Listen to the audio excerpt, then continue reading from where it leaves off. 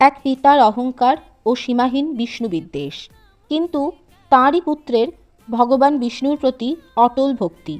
সেদিন অহংকার ও ভক্তির লড়াইয়ে অগ্নিকুণ্ডে শেষ অবধি কে জিতেছিল তা কি আপনি জানেন? এর পেছনে আছে এক ভয়ঙ্কর পৌরাণিক কাহিনী।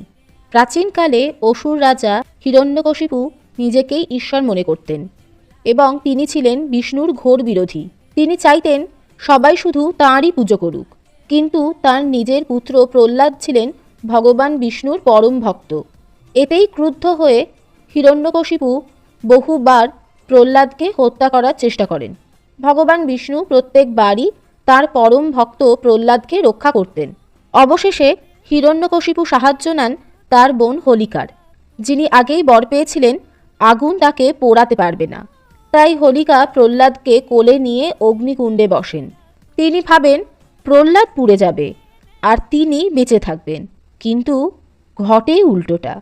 ভগবান বিষ্ণুর প্রতি ভক্তির শক্তিতে প্রহ্লাদ অক্ষত থাকেন, আর হোলিকা নিজেই ওই আগুনে দগ্ধ হয়ে ভস্ম হয়ে যান, নিজের প্রাপ্ত বরের অপব্যবহার করে।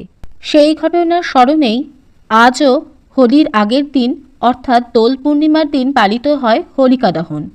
এই আগুন শেখায় অহংকারের পতন অনিবার্য, আর সত্য ও শক্তির জয় চিরন্তন। আপনারাও যদি ভগবান বিষ্ণুর আশীর্বাদ পেতে চান, তাহলে কমেন্টে অবশ্যই লিখবেন জয় শ্রী বিষ্ণু।